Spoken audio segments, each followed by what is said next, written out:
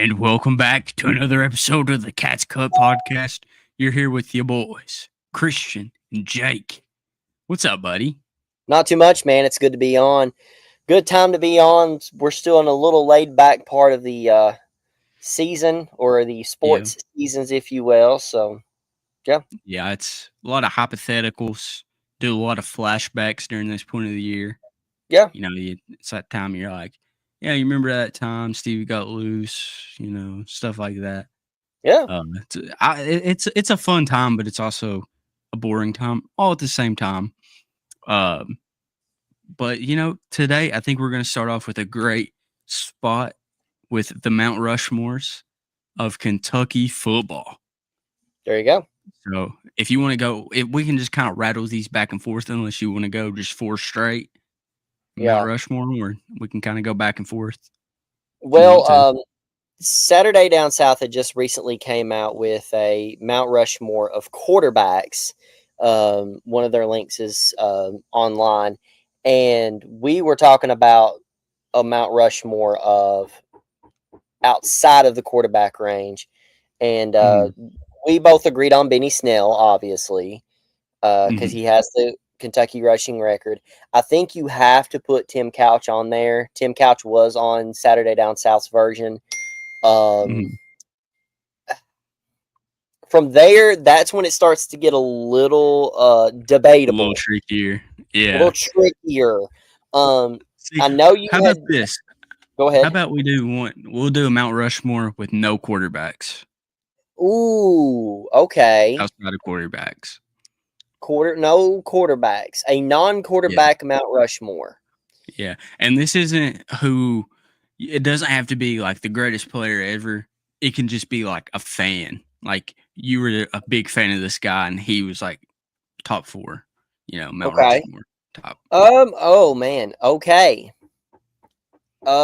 Me personally, of course, Benny Snell's one of them. Okay.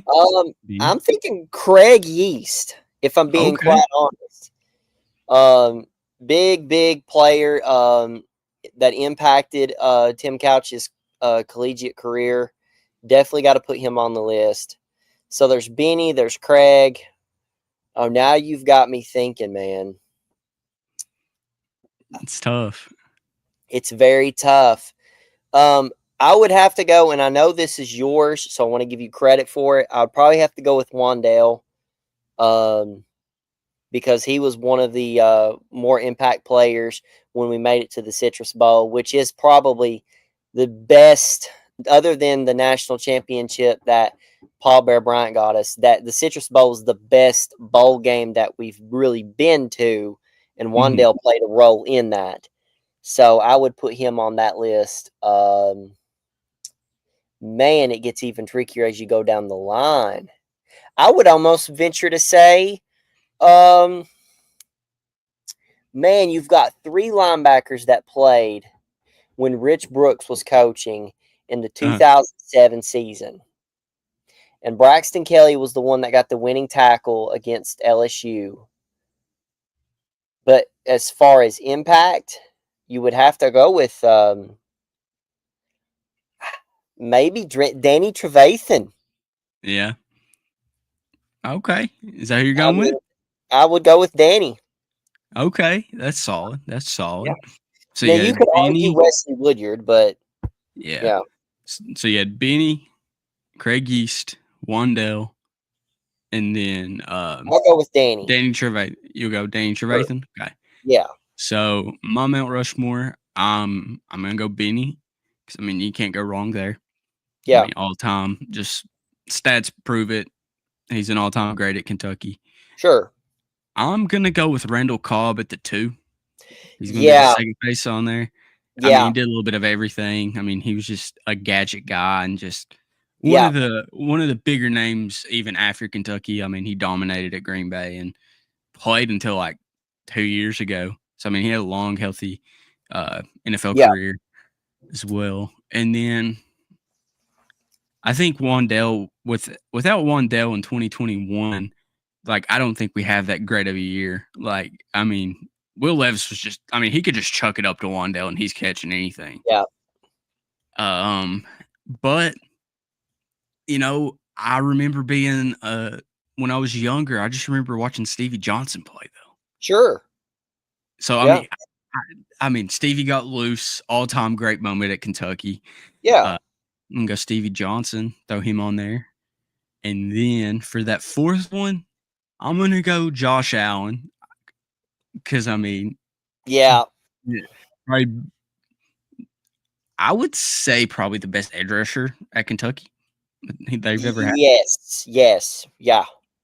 I mean, he's Yeah. just been.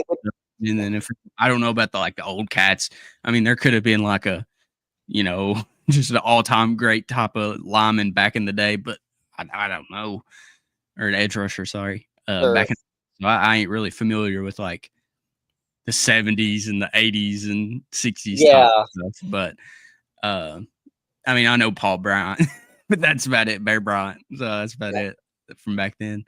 But yeah, those are the four I would go with, but Sure. I kind of picked just guys that I've watched. That's what I did. Yeah. That's what I did. And you could put, when you get into details, honorable mentions, if you will, you got Zadarius Smith that was in play of that. Dickie Lyons Jr., if you remember the Kentucky LSU game in 2007, that was when Dickie Lyons Jr. absolutely pancaked a dude that would probably be suspended in today's college football. Yeah.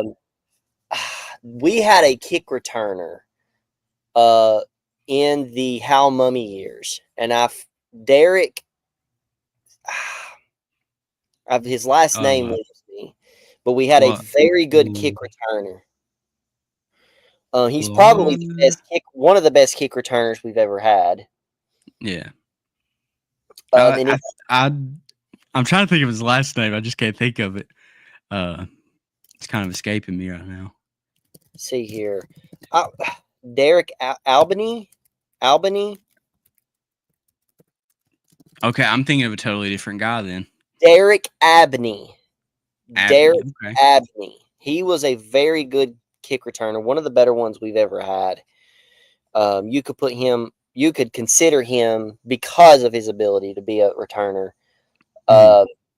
Kentucky football is not the storied program that basketball is, but you could look back and think of some players that you could put on this list. And it gives you some good memories to think about. Like you said, I remember when I was at that game or sitting back watching this with, my family or something. Yeah. I remember a few years ago, me and you going to that Tennessee game.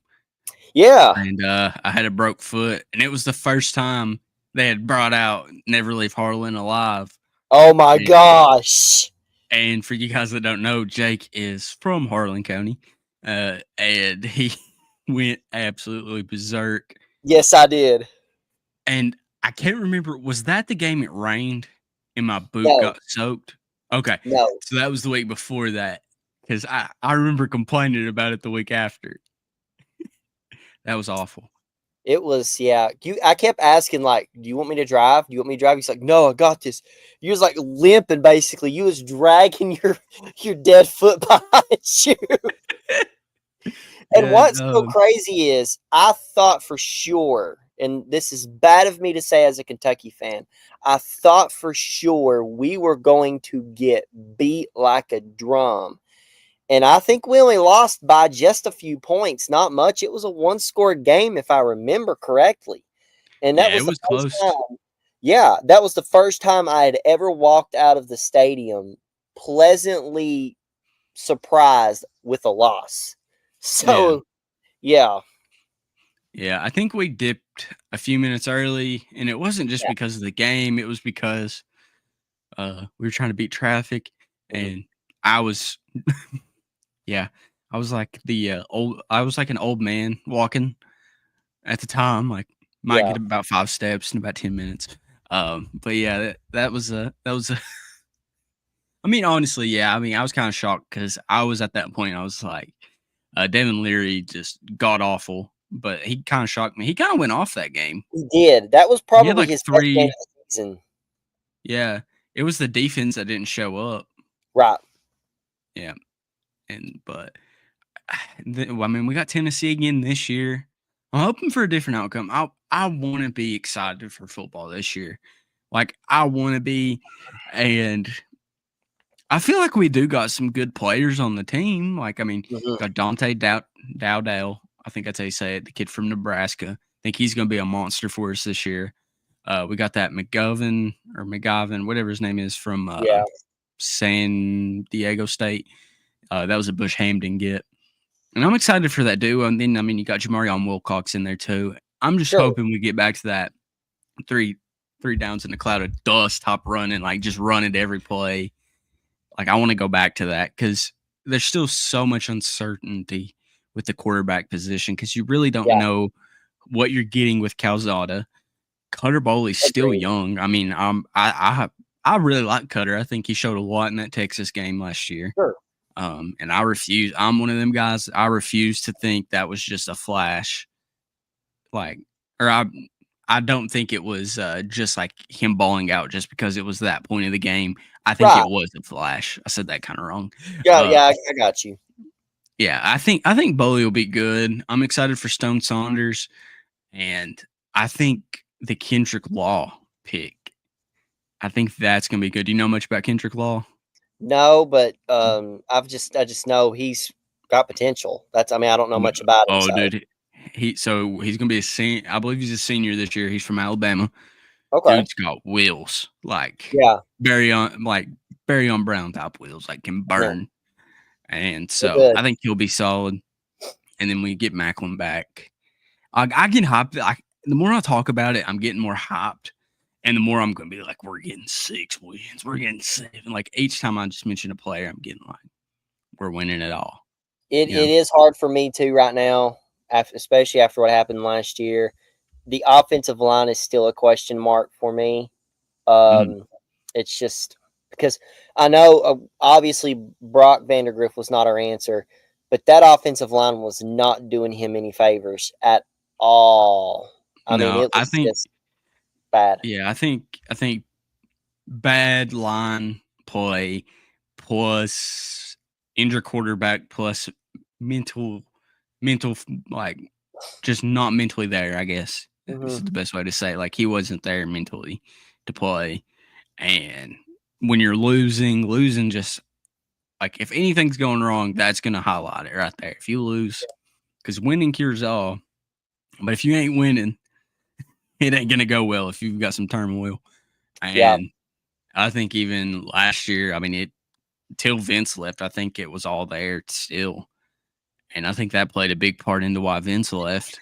Yep. Too. So. Yep. But I mean, ever since Vince left, I feel like we've been recruiting really well. Like I don't know if you've kept up with it all. I've not kept up with it all, but I've seen where we've gotten some new players here and there, some transfers. I almost wonder if our coaching staff and our recruiting staff is doing that on purpose, intentionally, to keep Kentucky fans content for the time being. Because if we weren't really getting anybody at all, and it would raise a ginormous question mark, and everybody would then automatically assume, we're just going to be awful now. We're just going to be awful now. And people would like sell their tickets and not even show up. Especially here in my neck of the woods, you got people that just assume real quick and they're like phooey on it. So I get the timing of it is very good. And for all we know, these may be good players that come in and show out. Maybe not. It's just going to be one of those wait till we see it type deals. See, I'm a little different on that take. I think the reason they're trying to bring in all these like kids for next year is because I think Stoops is coaching for his job this year. Also true. I think a lot is going to go on this year. And I mean, if he goes out there and goes like 3-9, 4-8, I think you have to at least make a bowl game to bring him back next year. Like, I think that's a huge kicker there. Yeah. But I think he's trying to hold on to 6-6. If he can go 6-6 and get a really good class, because I mean, we got a really, really good quarterback in Matty P.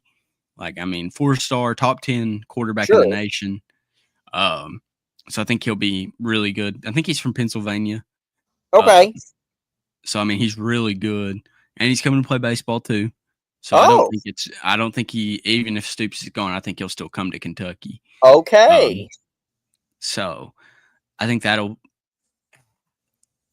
if we could guarantee all the recruiting class we've got so far would stay, even if Stoops is gone, I'll be hot, no matter who we get.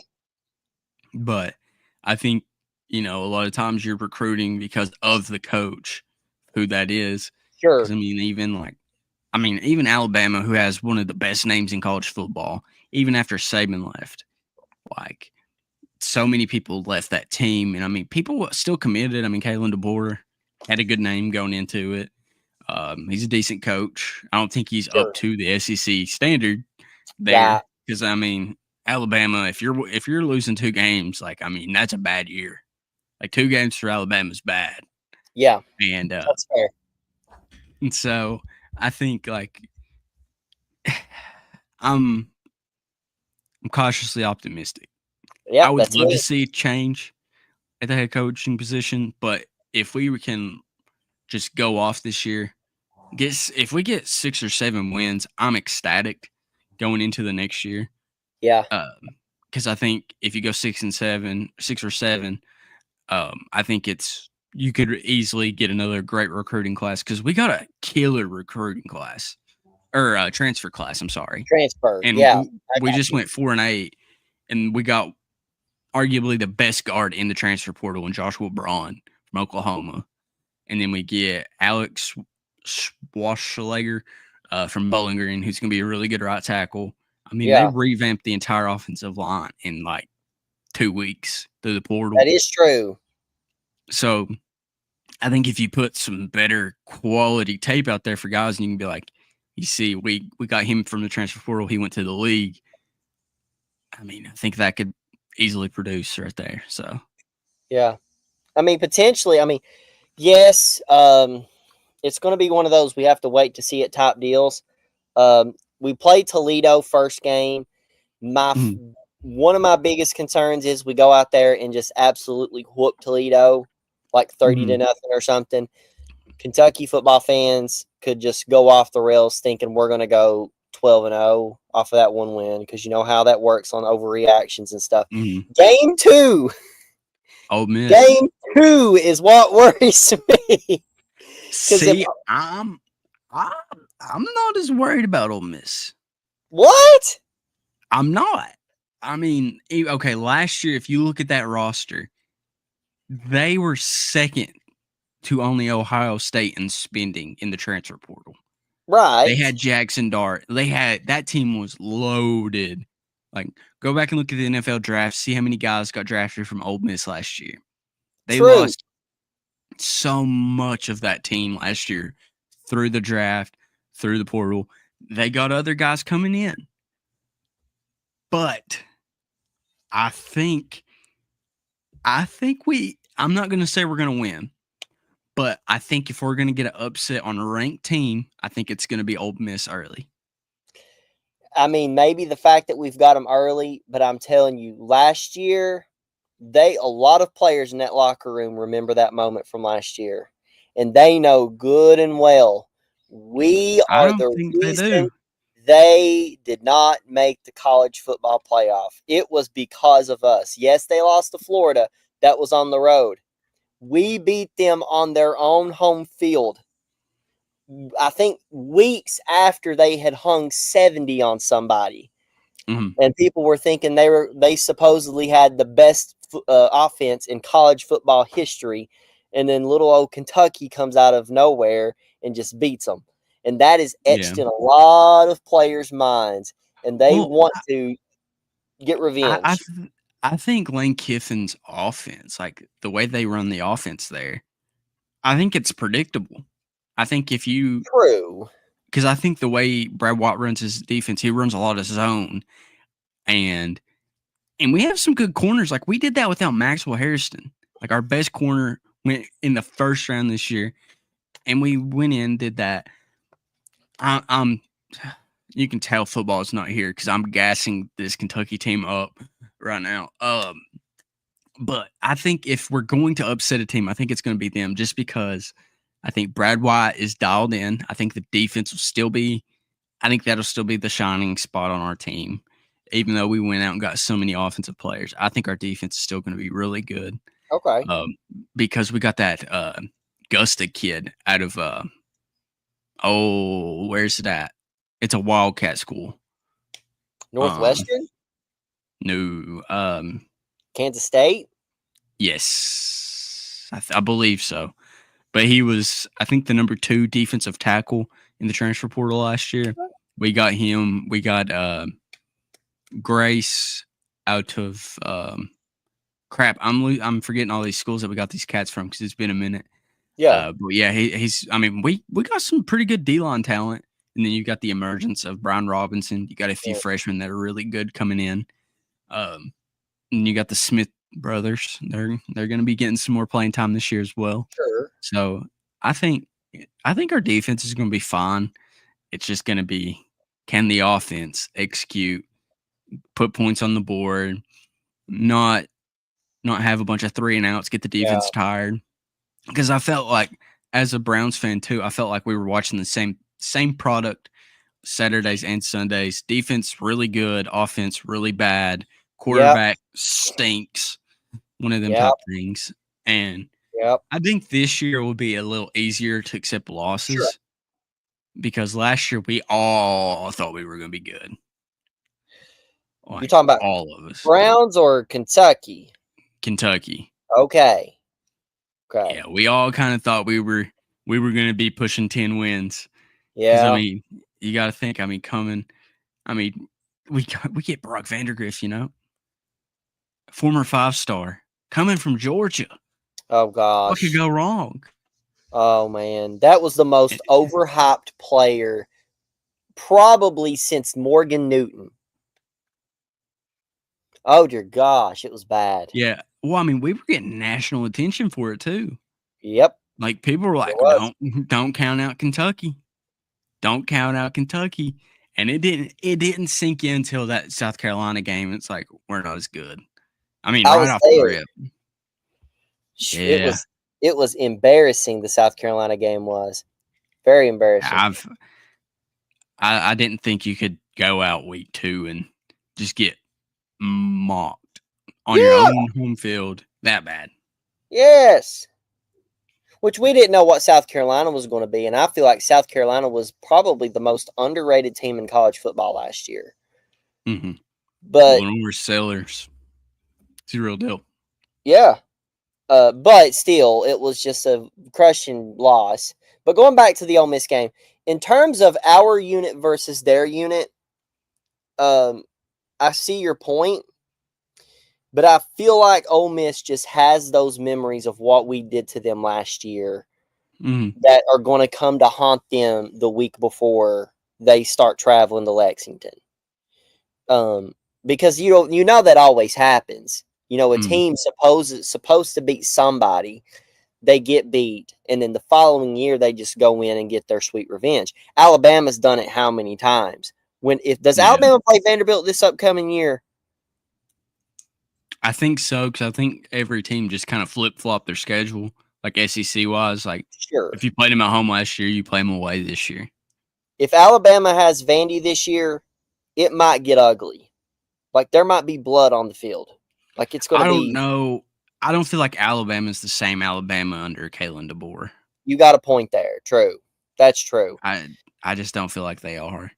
But revenge games can get kind of ugly. We've seen it. It's just how it goes. Yeah. And that's what worries me. And Lane Kiffin's going to remember that. And he's going to pull a Steve Spurrier and run up the score if he can. Yeah. But Lane Kiffin ain't the coach. Spurrier was. That's also true. I don't think. That's also true. Spurrier's all-time top coach. I think Lane Kiffin's a good coach. I would take him in a heartbeat because I love his attitude. And I love how mad he gets Tennessee. Just love that. But I feel like Lane Kiffin's a good coach and a great coach. I feel like if you can get in his head, get him rattled a little bit, I think you've got him. If you can get him early, you can beat him. Okay. Because I don't think he's that great from coaching from behind. Yeah. So if you go through the rest of the schedule, after Ole Miss, you got Eastern Michigan. The rest of the season are gauntlet. It's a gauntlet. Yes. South Carolina on the road. Hopefully we get a revenge night on them or something, maybe. I mean, I'm thinking wishfully there. Then Georgia at home, or on the road, I'm sorry. Oh, yeah, Georgia. That's easy. Easy win. Yeah, we all know the sarcasm there. Well, we know how the Georgia game always goes. I mean, you could play that game at Log Mountain, and it's going to be close until the fourth quarter. How we manage to do that every year? Not there. At Kroger, we keep it close. On the road, we get blown out every time. Every time? I feel like the last 2 times we played at Georgia, it's been a blowout. But the last 3 times they played at Kroger, it's been close. So you're going off of just the most recent history. Okay, that's fair. Yeah. That's fair. I'm going off since Kirby, pretty much. Sure. Well, yeah. And then we get good old Texas coming to good old Kroger, who is my current pick to win the national champion. Yeah, I was getting ready to say they might win the Natty this year. Yeah, that is my current pick. Then you've got Tennessee at home. That's always a toss-up. I mean, me and you we thought we were going to get killed, and we only lost by 6 or so. I can't remember the exact score. I think it was 2. I can't remember. We'll look it up here in a second, but it was a very close game. Then you got Auburn on the road. I do not have a lot of faith in Auburn right now. Yeah, they're an odd program right now, I think. Very, yeah. Like a wild card. I think they got the potential to be really good. Yeah. I don't know if the coaching's there. That makes sense. That's weird, ain't it? Because when he was at Ole Miss, he was fantastic. Dominant. So I'm not really sure what the issue is. People thought he was going to have immediate success. And when he was at Liberty, fantastic coach. So a lot of these older coaches don't know how to adjust to the NIL and transfer portal. I think that's I'd say you're right. But that's a toss-up, even though it is at, is it called Wade Davis Stadium? Yep. I think. And then we've got Florida at home. To my knowledge, this is probably the latest Florida game I have ever seen on a Kentucky schedule ever.